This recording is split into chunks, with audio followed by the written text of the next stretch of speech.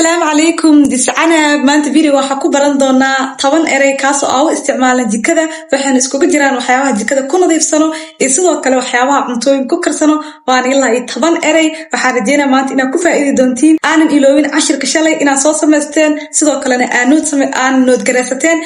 cashirkaana sidoo kale maanta waa inaad qoratiin aad garaysatiin waxaan ku baran doonaa 10 eray oo isticmaala alaabada jikada oo aad iyo aad u fududin ilaahay kareem waxaan ku arki doonaa videoga dhamaantiin soo dhawaada السلام عليكم دمانتين سو دوادا maanta video waxaan ku baran doonaa kitchen waris shayada loo isticmaalo jikada ilaa 10 erayaan ka baran doonaa biidnillaahi kareem waxaan ku soo diyaariyay sawiro aad dhamaantiin ku fahmi doona saa hore iskaga baranay sidoo kale waxa hore ugu soo daray easy sentences jumlado fudud aan ku fahmi karno si fiican ugu fahmeeno waxayna kamid yihiin waxyaabaha aan isticmaalno daily-ga kaas oo isticmaalna jikada ku nadiifsano cunada aan ku karsano waxyaabaha soo dhan isku jira waaye waxaan focus ku saari doonaa ama diirad ku saari doonaa slide-kiiba laba shay ama maxaa la hal shay oo kamid ah waxyaabaha rabo inaan ku barano dhamaantiin soo dhawaada aan ku baran doonaa sida sawirka arkeeno toaster and kettle ama kettle inta badan British accent waa waxa hadda isticmaalayna because waxa ka soo qaadanaya erayada dhan BBC-da saas darteed idinka meesha ka daawan doontiin British accent aan isticmaalna art inta badan mala muujiyo toaster waxa mashiinta ku kuleysan rootiga ama slice-ka saa u naqaano rootiyada slices-ka mashiinta lagu kuleeyaa maxaa lahaa toaster jumlada aan ku soo dhisay waxa waa jumlada fudud oo soo sameeyay I use the toaster to make crispy bread. In waxa uu isticmaalaa inaan ku kuleysano ama aan ku qalajisano rootiga slices-ka sidoo kale waxa haysanaa kettle ama kettle iyadana waxa loo isticmaalaa jalmada oo isticmaalna waaye jalmadana waa dhig kartan caadiga ah shaax ku karsano wax kasta ku sameysano sidoo kale jalmadana oo isticmaalno mashiinta inaan ku kuleysano biyaha inaan ku karsano shaaxa iyo waxyaabahaas The kettle boils water quickly. In maxaa lahaa si dhaqsi ah oo noogu kuleeyo biyaha maxaa isticmaalnaa jalmada hadda waxa barna mashiinta lagu kuleeyo rootiga iyo sidoo kale mashiinka lagu kuleeyo biyaha ama jalmada saa u naqaano kettle iyo maxaa baranay toaster eraygan saddexaadna waxa waa coffee machine midkeeni afraadna blender maxaa yeesana haddana labada machine waxaan u kala isticmaalnaa midka dambe oo hadda falaarta arkoosiin waxaa lagu karsadaa kafeega lagu sameeyaa waxa la coffee machine-ka loogu talagalay waa in lagu karsado ama lagu sameeyo kafeega midka kalena waxa waaye oo soo horeeyo ama hore yaalo blenderka ama saa u naqaano qalaadada ku shiidana cabitaanka qalaad xataa af carabi waaye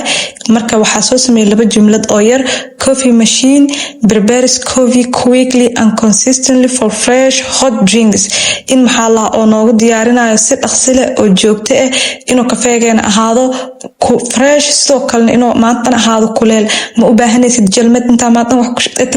tarmuus ina isticmaashid wax ku shubatid maanta hada soo baahatid wuxuu ku ahaan doonaa sida had in la kariyo kale fresh kuleel oo sameeyaa sidoo kale blenderkana maxaa waaye waa midka ku shiidana cabitaanka blends ingredients smoothly inuu shiido si maxaa lahaa oo fiican smoothly oo cabitaanada saa u shiidan oo kale dhamaanteen waa wada naqaanaa waxaan ku shiidanaa cabitaanada kala duwan health drinks sauce cambaho kale vegetables ko dhameystiran wax walba ku shiidanaa muhiimada inta fahanna waa af Soomaaliga mashiinta labas mashiin hadda maxay kala yihiin blender iyo coffee machine blenderka waa garaafada ku shiidana cabitaanka coffee machine maxaa waaye mashiinka mar walba lagu kariyo qaxwada ama lagu sameeyo coffee-ga af Soomaaliga ka qaxwa dhahanina kafeega saan waxa ku soo baranay afar jumladood ha iloobin inaad qoraal sameysid mar walba aad baratid erayada rice cooker and hand blender waxa intan ku baranaynaa digsiga lagu kariyo mashiin wala kasi digsiga kala waaye bariiska iyo sidoo kale mashiintan ku shiidana cabitaanada iyo wax walbo sidii haday muxuu ahaa blender kaligiiso laakiin tan hand blender waa gacanta mashiinta oo isticmaalna waay labada jumlad aad soo kala lisna maxaa waa rice cooker the rice cooker cooks perfectly inuu bariisku u karinayo si fiican oo maxaa lahaa oo perfect ama si wanaagsan oo karinayo rice cooker kan waxaan loo isticmaalaa sida korontada kale machine waaye hand blender kana waa sida wada naqaan oo horena soo sheegnay cabitaanada gacanta marka cabitaanada kale yaanyada kale wax walba gacan inta ku shiidan arabno mashiinta oo isticmaalno waay I mix soap with the hand blender sidoo kale waxa dhigi karnaa maraqyada kale cadaska kale marka shiidanayno yaanyada kale anything oo isticmaalan inta gacanta ku shiidano mashiinka oo isticmaalna maxaa lahaa hand blender dishwasher and oven meesha maxaa ku heesanaa mashiinta lagu dhaqo alaabta iyo sidoo kale foorno dishwasher waxa waaye geedka mashiinta lagu dhaqo alaabta ama mashiinta si koronto ahaan waaye gacan ma ahan mashiinta lagu dhaqo alaabta waa midkaas geeska yaalo ka dambeeyo sida sawirka ka arkeyno ovenka ama foornada midka kalena maxaa waaye oo hadda falaarta ay ku aadamayso foornada waa dhamaanteena saa wada naqaano sidoo kale maxaa heesanaa sentence ama jumlad noogu dhisan the dishwasher cleans the dirty dishes inuu ka nadiifiyo wasakhda oo ka dhaqo ama maxaa la mashiinta lagu nadiifiyo alaabta waaye oven kan maxaa waaye foornadan inta badan waxyaabo kala duwan ku sameysnaa laakiin jumlada soo qaadan waxaa waaye I bake cakes in the oven in aku duwayo maxaa la keega waxa ku duwaya waaye ovenka ama foornada waxa rajeynaa inaan si fiican u fahanay waxaan ku baran doonaa insha Allah 10 erey ha iloobin inaad sameysatid note haddana waxa soo gaaran labadan erey u dambeeyo taasoo air fryer iyo and waffle makers air fryer and waffle makers air fryer ka waxa waa mashiintan hadda arkeen waxa lagu sameystaa jibsiga jikinka iyo waxyaabaha dhan la rabo in la qalajiyo si maxaa in loo baahanin saliido kale in lagu sameeyo inuu ku sameeyo tusaale kale hadda maxaa waaye sentence ka soo qaadani the air fryer makes food crispy inuu cuntada qalajiyo waaye without oil asoo loo isticmaaleynin wax saliid ah in oo ka dhiga ereyga oo isticmaalno kale qaleel ama qajac inuu sheyga noqdo kale ama dubitaan fryer crispy I make waffle with the waffle maker am waffle kan waxa loo yaqaanaa waxa waaye mashiintan hadda arkeen oo isticmaalo pancake iyo waffle same waaye maxaa lahaa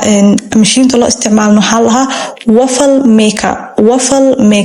waffle maker labadan erey noogu dambeeyo waaye air fryer kan iyo sidoo kale waffle maker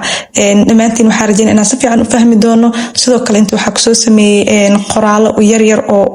aad noogu fududeena inaan si fiican ugu soo xasuusano kitchen appliance in history kusoo sameeyay morning routines waxyaabaha isticmaalno sida joogtada tarmuuska kale waa isticmaalnaa ama jalmada kettle jalmada waa toaster iyo maxaa lahaa mashiinta aan ku kuleysanay rootiga si quraacdan ay noogu noqoto diyaar kettle and toaster get breakfast ready faster si dhaqso ina quraacda noogu diyaarsamato morning routine waxyaabo isticmaalna waaye midday cooking kan waxa waa sida duhradii kale ama maalinta dhaxda maxaa lahaa waqtiyada dhexdhexaadka kale duhradii midday maxaa lahaa maalinta dhexdeeda waaye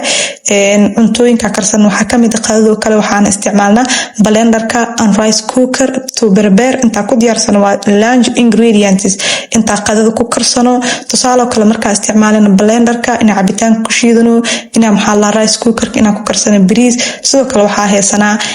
evening treats waxyaabaha habeen ku dhaqanaysan waxa kamid ama isticmaalno ovenka kale and waffle makerska ina pancake ku sameeysan waxyaabo fudud ku sameeysan ama delicious dessert delicious macmacaan ina ku sameeysan kale anytime convenience waxyaabo muhiimka waqti kasta isticmaalno waxa kamid ah dish washer cleans ina ku nadiifsan alaabaha ku dhaqano dishwasherka and air fryer makes healthy snacks ina ku sameeysan air fryer keena